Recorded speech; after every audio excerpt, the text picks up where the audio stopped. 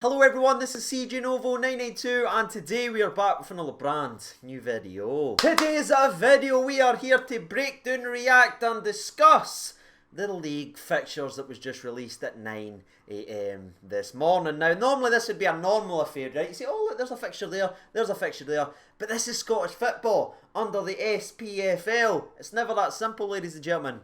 So let's get to it. Actually, before we go ahead and do that, if I be a wee bit cheap here and say, look, we are closing in on 40,000 subscribers. We are less than 200 away. And we've still got 58.6% regular viewers not hitting that subscription button. So if you don't mind actually hitting that subscribe button and help us push towards that 40k mark, that'd be greatly appreciated. But aye, enough selling out, CJ. I'll get to the video now. But back to business then, shall we? As this is a league fixtures video and a league fixtures review, there was a couple of things that really stood out to me that I want to discuss with you watching today's video. First up is going to be the first game of the season is away at Pittodrie versus Aberdeen for the second time in 3 seasons.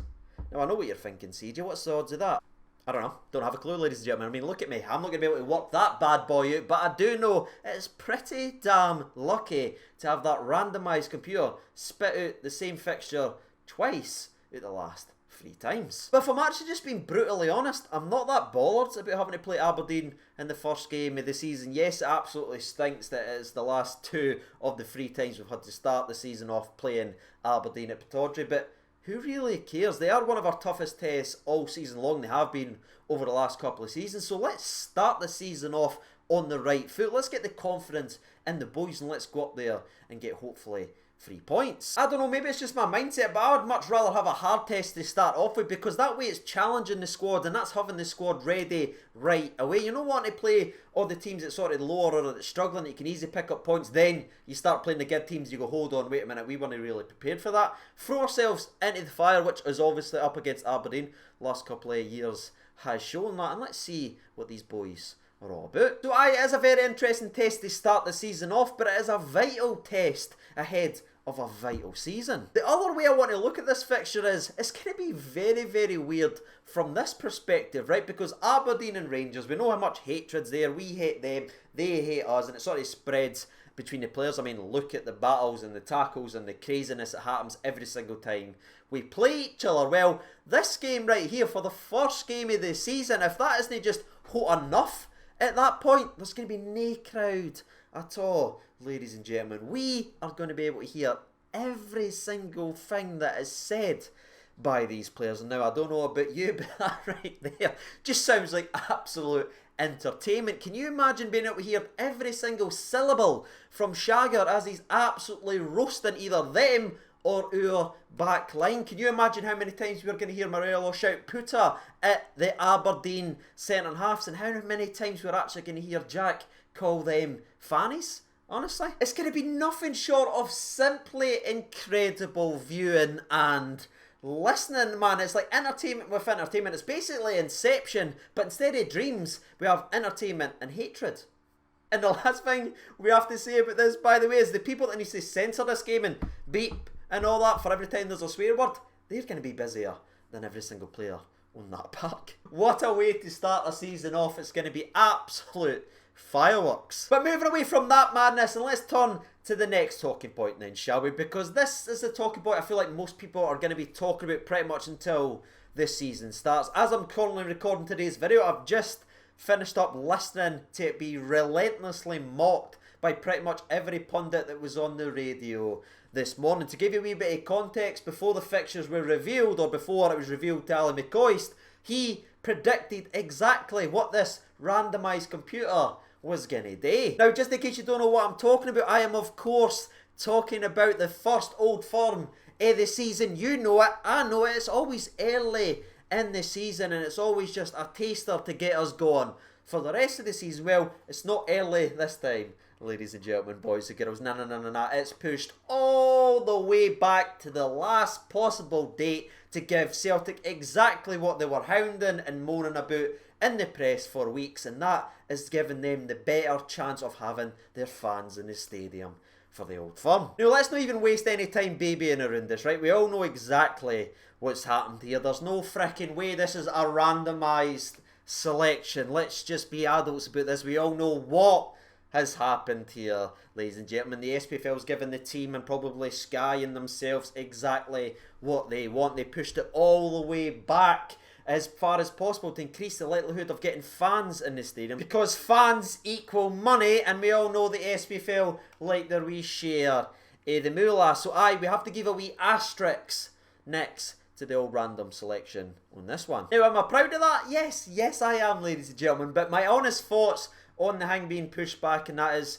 there's no surprise in this for me, because if you follow this channel, or if you follow my Twitter, or if you follow my Instagram, or even my Twitch, where I've been doing videos now there and answering questions, people have asked me, when do you think the Old Firm jig is going to be pushed back? And I said every single time, there's absolutely no way we will get an early Old Firm. It will be pushed all the way back, and that's exactly what's happened. So there's no shock and surprise here with me. It's just, yep, that's the SPFL, and it's just weird, you know what I mean? The state we are is a footballing country right now, that we have got pretty much every ex-player, every pundit and every fan in this country laughing at the governing body and the people that's in charge of our game, because we all know they are absolutely a joke. And that right there is weird, man. It's just so weird, and that's probably why we get called tin pot for every other country and every other fan in the world. It's because of stuff like this. League fixtures has everyone laughing and mocking them, because we all knew certain things were going to happen for the randomised computer. Bonkers. The last thing we've actually got to say about the fixture being moved to the last possible date is, just because it has been moved doesn't mean that fans will be back filling the rafters of the stadium. There's a real possibility that it'll still be the same as the way it is right now, basically behind closed doors. So there's a real possibility the SPFL's bent or stuck their arse up in the air for absolutely nothing. But moving away from more BS from the SPFL, moving to the third and final part of the old fixtures review, there is one thing that I've been drawn more to rather than the other two, because we all knew they were happening, and I'm really drawn to this, and I care more about this topic right here, especially considering how the last two seasons has went. Great first half, wee break, come back for Dubai without the ability to kick Aryan arses. Now, in case that flicker of rage behind the old Blues there didn't give it away, I am of course referring to the fact that there is January fixtures, which means there is no winter break. That's right, we aren't going to Dubai this time. Hell, we aren't even going to Craig Tara. The show just keeps on going, ladies and gentlemen. No break, no time to sit back and smell the roses and think a job's done. Halfway through the season, the ball just continues to roll, and that right there makes me so freaking happy and so excited for the season. Now, the month itself is obviously very difficult, because we have Celtic at Ibrox, then we play Aberdeen, Motherwell and Ross County, so it is a tough month of fixtures, but I would much rather have that than the break, because we've seen how that's went now. So it's going to be very interesting to see what the contrast is to the first half of the season to the second half. Now there isn't any break. Now, I've just realised that I've done a Canberra there and forgot Hibs even existed, but we're also playing Hibs in January as well. But with saying all that, that's sort of the league fixtures review done and dusted. Now, I'm not going to break down every single month and read every single game out, because there is subject to change here and there because of not only this European campaign that's still going on versus Leverkusen. If we can turn that round, it's going to be very interesting to see what happens with the August fixtures, but even going into next season with the qualifiers, the group stages and beyond. So there is subject to change here, so I'm not going to break down every single game. So instead, it's time for me to hand the reins over to you guys regarding the league fixtures. You've heard me mumble on and talk there for a couple of minutes. Now it's time for you guys to get in the comment section below and let me know what your thoughts and opinions are. Are you happy the way we're starting the season? What's your thoughts on the Celtic game being pushed back? And more importantly, I am very, very interested to know what your thoughts are going to be going into this season now there isn't a winter break. And while you're hopefully getting your thoughts and opinions out, there is something else we need to discuss, because again, we discuss everything Rangers news related, and this one isn't a great one. I've sort of had fun discussing the fixtures, pointing a wee jabs, taking a wee hits at teams in the SPFL, having fun, but this one right here is just a crap thing to talk about, and I absolutely hate that I need to talk about it and hate that it's happened, but it is Rangers news. And that news is, of course, that fan favourite big Nikola Katic has suffered a very serious injury, and he is quote unquote out for the foreseeable future. My only hope is that the big man, who has done a hell of a lot of work on the off-season, you've probably already heard about it or read about it now, but he's been working his arse off. He didn't spend a couple of weeks with his feet up doing this or that. He continued to be on the grind, he continued to work hard, he continued to put pressure on himself to be better than what he was last season. And my only hope is that lad right there, who's clearly got the right mentality to be at a club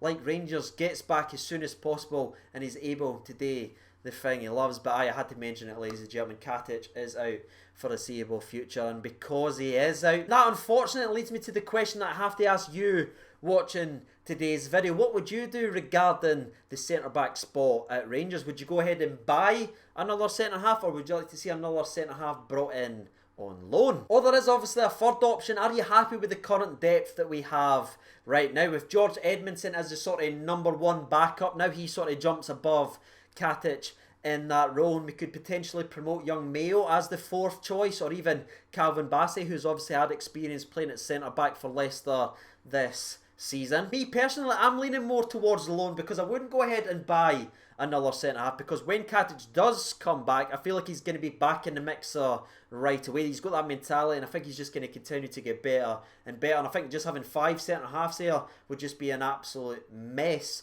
to have. So maybe even a short-term loan right to January to find out where we are regarding Katic in that way. But even in saying that, I wouldn't be against giving the youth a chance, because I feel like we need to get better at that. We need to start using our youth more and more. We've obviously got Ross McCrory, who also played centre-half. However, Gerrard said he would never play centre-half for him again, so I think that kind of rules that out. But even young Mayo, who we spoke about there, some of you may or may not know about him, but we spoke about him a couple of times last season, because Gerrard spoke very, very highly of him, saying there is a talented centre-half in there. He just needs to fill out a bit more, because he's still a young boy. But stepping up to be the 4th choice in case of an emergency could be the making of the young lad. Talk about a baptism in fire. But with that being said, that is it for today's video, ladies and gentlemen, boys and girls. If you haven't done so already, get your thoughts out there. There's no right or wrong opinion. It's all about the discussion. It's all about the debate. That is what we do this channel for. Feel free to call me an idiot. I mean, loads of people do,